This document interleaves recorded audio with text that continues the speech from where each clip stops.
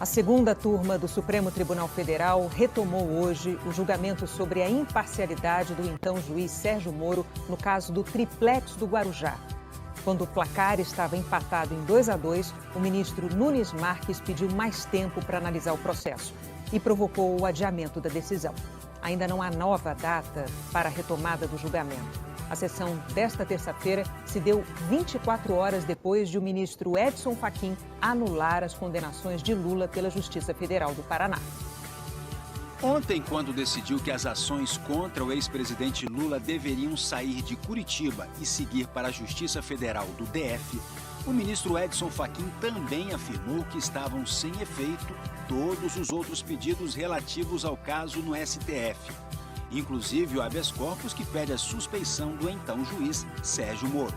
Mesmo assim, o ministro Gilmar Mendes, que preside a segunda turma do STF, decidiu levar o caso a julgamento.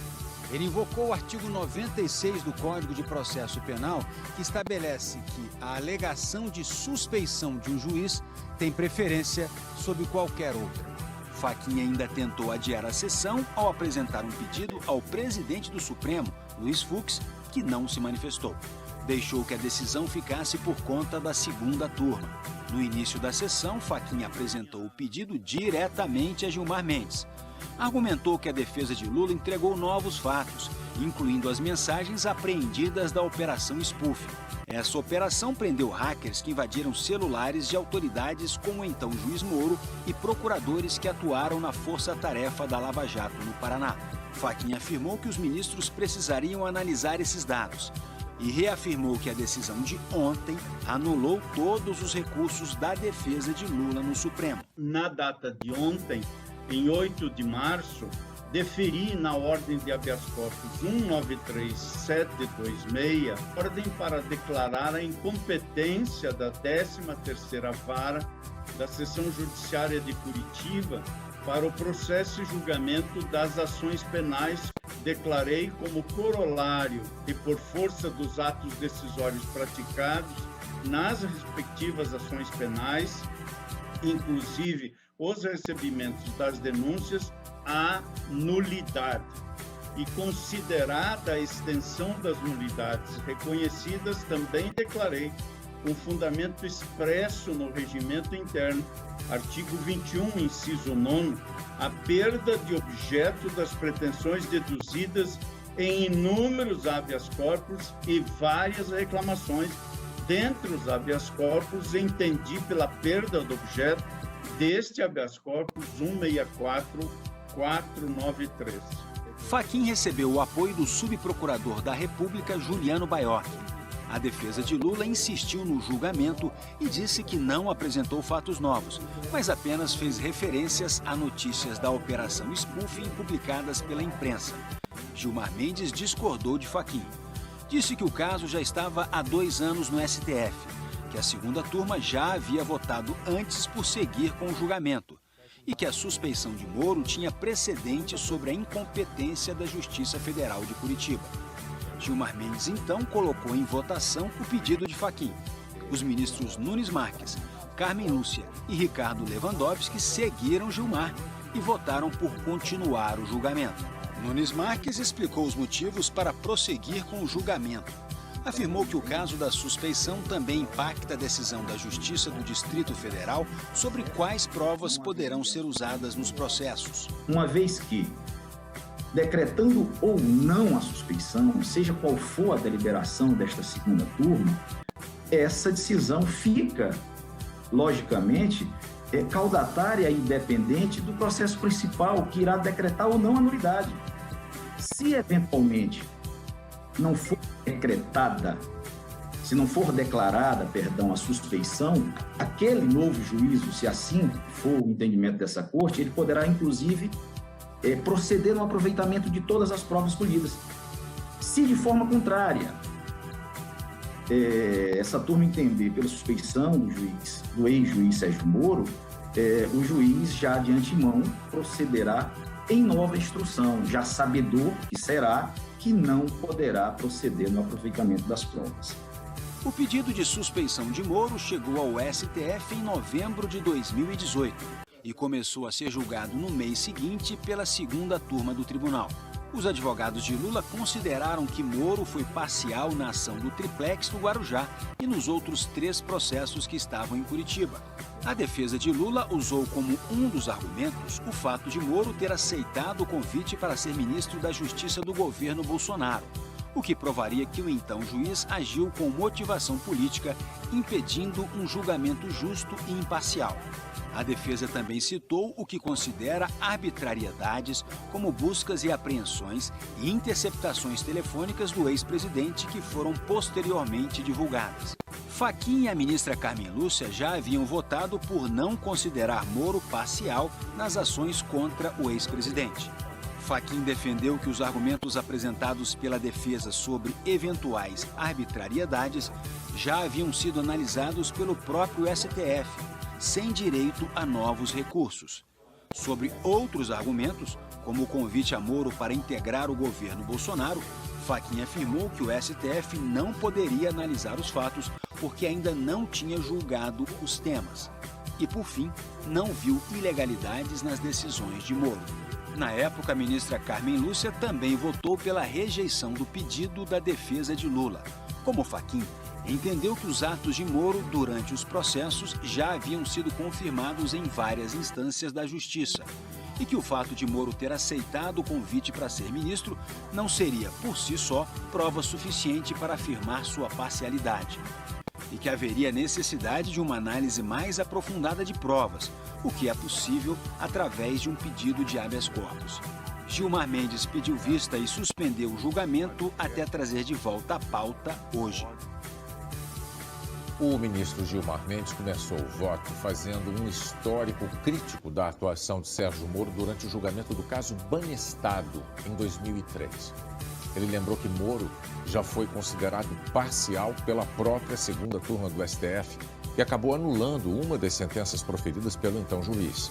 Segundo Gilmar, esse retrospecto mostra as ações arbitrárias que Moro levou para a Operação Lava Jato, como prisões provisórias e preventivas prolongadas. No voto, Gilmar considerou esses aspectos como uma conduta autoritária. Há alguns anos compartilho e aprofundo críticas sobre os excessos e os riscos impostos ao Estado de Direito por um modelo de atuação judicial oficiosa que invoca para si um projeto de moralização política. A história recente do Poder Judiciário ficará marcada pelo experimento de um projeto populista de poder político, cuja tônica assentava-se na instrumentalização do processo penal, na deturpação dos valores da justiça e na elevação mítica de um juiz subserviente a um ideal feroz de violência às garantias constitucionais do contraditório, da ampla defesa, da presunção de inocência e, principalmente, da dignidade da pessoa humana. O presente voto não apenas descreve uma cadeia sucessiva de atos lesivos ao compromisso de imparcialidade.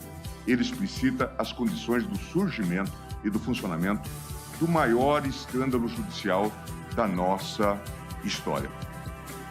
Gilmar Mendes lembrou que já havia alertado para desacertos da Lava Jato diante de integrantes da operação durante um debate sobre medidas anticorrupção em 2016 no Senado Federal. O resumo da ópera é: você não combate o crime cometendo o crime. Ninguém pode se achar o ó do borogodó. Cada um vai ter seu tamanho no final da história. Um pouco mais de modéstia. Calcem as sandálias da humildade. Era a palavra daquele que vos fala, eram as palavras daquele que vos fala, em dezembro, 4 de dezembro de 2016. Na presença dos membros da Lava Jato, inclusive do juiz Sérgio Moro.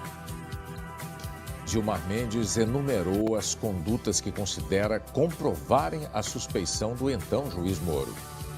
O ex-magistrado Sérgio Moro, por reiteradas vezes, interferiu na produção de provas contra os acusados, direcionou o curso das investigações a partir da manipulação e tergiversação de depoimentos de colaboradores premiados. Procedeu à juntada de ofício, sem provocação do Ministério Público, de provas documentais e testemunhais utilizadas para a fundamentação das próprias sentenças. Durante a exposição do voto, Gilmar Mendes afirmou que se sente insuspeito para julgar as práticas do Partido dos Trabalhadores. disse que não foi indicado pelo PT a vaga no Supremo, que muitas vezes foi acusado de agir contra o partido e que considerou a conduta do então juiz Sérgio Moro uma tentativa de tirar o ex-presidente Lula da eleição de 2018. A opção por provocar e não esperar ser provado garantia que o juiz estivesse na dianteira de uma narrativa que culminaria, como será discutido, na consagração de um verdadeiro projeto de poder, que passava pela deslegitimação política do Partido dos Trabalhadores, e em especial do ex-presidente Luiz Inácio Lula da Silva, a fim de afastá-lo do jogo eleitoral. E aqui, senhores ministros, eu falo isto com a maior tranquilidade, porque, diferentemente da ministra Carmen, do ministro Lewandowski, do ministro Fachin, eu não cheguei aqui, como todos sabem, pelas mãos do Partido dos Trabalhadores. E eu era considerado, como todos sabem também, um tipo de opositor de algumas práticas do Partido dos Trabalhadores. Chegou-se a dizer, a imprensa chegou a dizer, que eu liderava uma bancada de oposição no Supremo Tribunal Federal, apontando que faltava oposição ao governo do Partido dos Trabalhadores. Portanto, eu sou insuspeito nessa matéria. Agora também como ministro Cássio, que chega mais recentemente, portanto, de ter simpatias, envolvimento com o Partido dos Trabalhadores. Não obstante, eu sempre soube distinguir o que é ser adversário do que é ser inimigo. E eu tentava, inclusive, dizer isto aos próprios próceres do Partido dos Trabalhadores. A democracia exige a existência de oposição, de adversariedade, mas ela não convive, não pode tolerar com um modelo do Freund-Feind, do amigo-inimigo. Quem está na oposição hoje pode se tornar poder amanhã. Para isto, é preciso que ele subsista e não que ele seja destruído. Gilmar Mendes disse que os diálogos divulgados pela Operação Spoofing revelam ilegalidades da atuação de Sérgio Moro. No voto, o ministro leu diversas conversas, mas como a obtenção ilegal delas poderia ser questionada, Gilmar afirmou que a parcialidade de Moro pode ser aferida mesmo sem levá-las em consideração. Os diálogos apreendidos na Operação Spoofing, que nos últimos 11 meses foram objeto de intensa veiculação pelos portais jornalísticos, destacam conversas entre acusadores e o julgador, procuradores da República e o ex-juiz Sérgio Moro.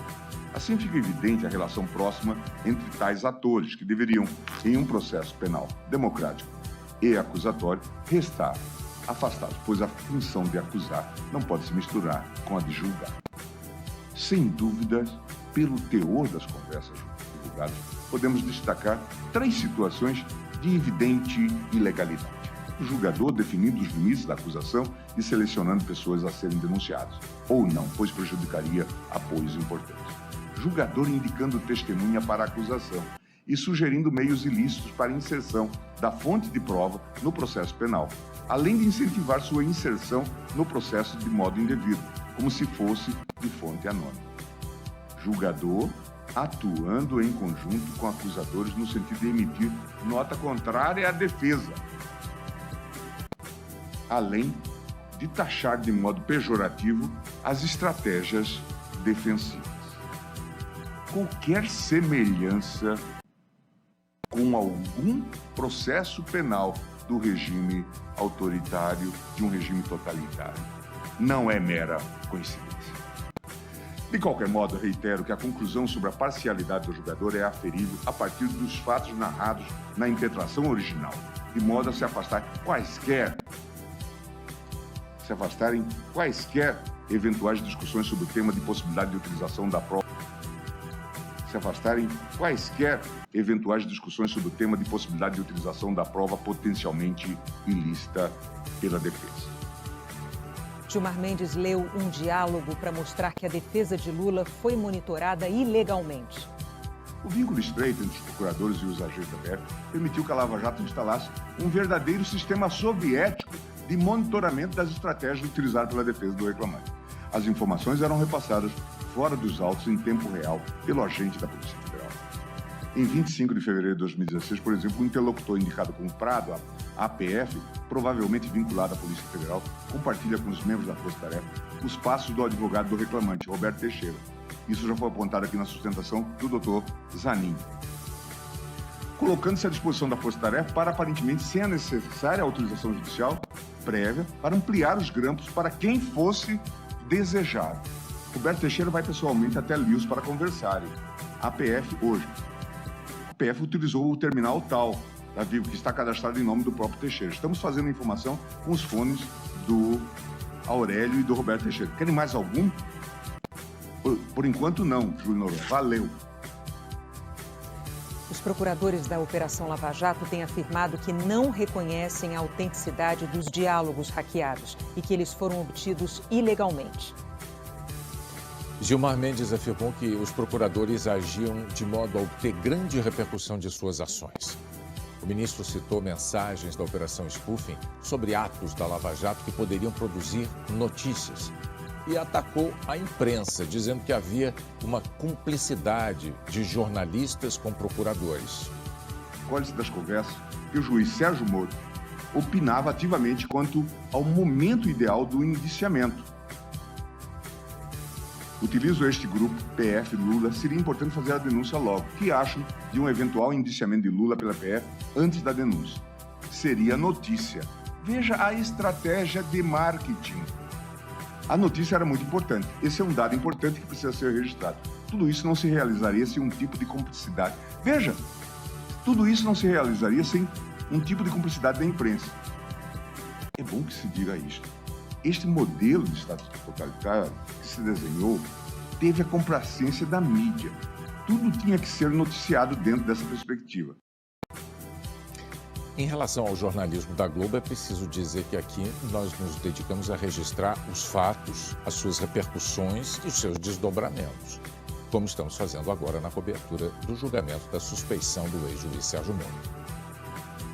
Ao apresentar o voto, Gilmar Mendes listou 7 indícios da parcialidade do então juiz Sérgio Moro.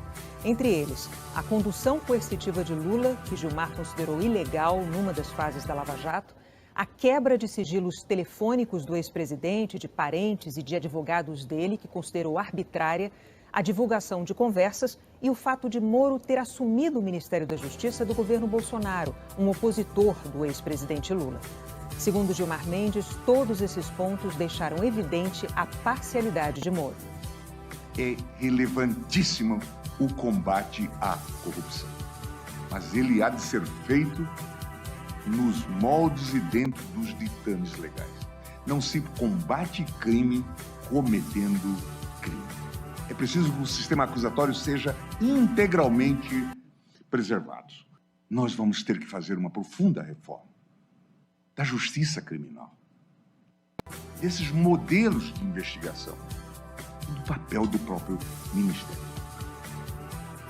Porque ou fazemos isto, ou instalamos um sistema totalitário. Todos esses fatos e circunstâncias agora analisados me levam a indagar. Qual país democrático aceitaria como ministro da Justiça o ex-juiz que afastou o principal adversário do presidente eleito na disputa eleitoral? Em qual nação governada sob o manto de uma Constituição isso seria compatível? Em que localidade o princípio da separação dos poderes admitiria tal enredo? O exame conglobante de tudo que foi até aqui narrado estreita a inevitável compreensão de que houve, de fato, a violação do dever de imparcialidade do magistrado.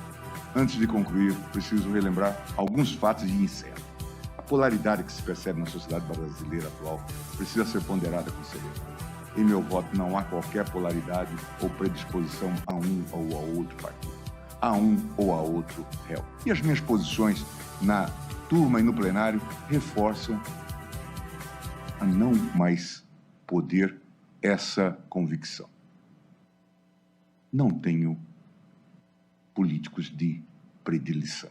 Agora, acho que não se pode permitir fazer política por meio da persecução criminal. Isto não é admissível. Era o que se estava fazendo. A polaridade que se percebe na sociedade precisa ser ponderada. Fui eu quem, desde os primórdios, criticou e apontou fortemente as falhas e incongruências do Partido dos Trabalhadores. Durante o julgamento do caso Mensalão, adotei postura repressiva para condenar aqueles contra quem havia provas além da dúvida razoável, com penas proporcionais e individualizadas. Em tal período, de modo enfático, cheguei a denominar aquela estrutura de organização criminosa, de quadrilha. Depois fui eu que, diante da clara ilegalidade de desvio de finalidade, suspendeu a posse de Luiz Inácio Lula da Silva, como ministro indicado por Dilma Rousseff, em meio à deflagração de fase da chamada Operação Lava Jato, afirmando que tal ato pretendia fraudar a definição da competência para julgamento do processo penal em questão. Ou seja, mantive este processo sob o julgamento de Sérgio Moro naquele momento. Isso me dá muita autoridade para falar sobre esse assunto. Contudo, aqui vamos muito além de qualquer limite. Não podemos aceitar que o combate à corrupção se dê sem limites. Por fim, o ministro Gilmar Mendes divergiu do relator Edson Fachin e considerou o então juiz Sérgio Moro parcial. Gilmar votou por anular o processo do triplex do Guarujá, desde o recebimento da denúncia, e considerou a prisão de Lula ilegal. Mas afirmou que o voto pela suspeição não impede que um novo processo seja aberto. No voto, Gilmar defendeu ainda que a suspeição de Moro não seja estendida a outros processos e réus da Operação Lava Jato. Diante do exposto, senhores ministros, diverjo do relator para conceder a ordem de habeas corpus, de modo a reconhecer a suspeição do julgador e assim declarar a nulidade do processo desde o recebimento da denúncia. Consequentemente, verifico a ilegalidade da prisão do paciente, a qual aqui se revoga de forma definitiva. Por fim, ressalto que a suspeição do julgador se fundamenta em fatos concretos e específicos contra Luiz Inácio Lula da Silva, em razão de interesses políticos próprios do ex-juiz Sérgio Moro. Assim, a suspeição declarada não é aqui estendida a outros processos ou réus da denominada Operação Lava Jato. Ademais, a anulação não impede eventual abertura de novo processo com julgador efetivamente imparcial, para aí sim se realizar a verificação dos fatos imputados com respeito ao devido processo legal. Na sequência, foi a vez de o ministro Nunes Marques votar e ele pediu vista, ou seja, mais tempo para analisar o caso. Nunes Marques assumiu a vaga no Supremo em novembro passado e lembrou que não tinha participado do início do julgamento da ação. Com o pedido de vista, o resultado do julgamento fica suspenso até que ele vote, o que não tem prazo ainda. Todos os demais membros da segunda turma já são senhores do conteúdo desse processo, já o conhecem e não teriam dificuldade absolutamente de votar, mesmo com o processo sendo pautado com exíguo espaço de tempo. Então, senhor presidente, eu apresento minhas escusas a vossas excelências, mas eu preciso pedir vista para analisar o conteúdo desse processo. Um processo de extrema relevância e eu não poderia proferir um voto sem um estudo mais acurado. Mesmo com esse pedido de vista, o ministro Ricardo Lewandowski decidiu adiantar o voto dele. Ele considerou haver provas suficientes sobre a parcialidade de Sérgio Moro. Lewandowski disse que, na ação, já havia provas suficientes de ilegalidade, mas que os diálogos do então juiz com os procuradores, obtidos na Operação Spoofing, reforçam ainda mais as acusações. Afirmou que as mensagens gozam de credibilidade suficiente para o habeas corpus em questão. O ministro também mencionou a decisão de Moro de levantar o sigilo dos depoimentos do ex-ministro Palocci às vésperas da eleição presidencial de 2018. A conclusão, como todos nós sabemos, foi no sentido de reconhecer a parcialidade do juiz Sérgio Moro naquele caso. Esse foi reconhecido pela segunda turma.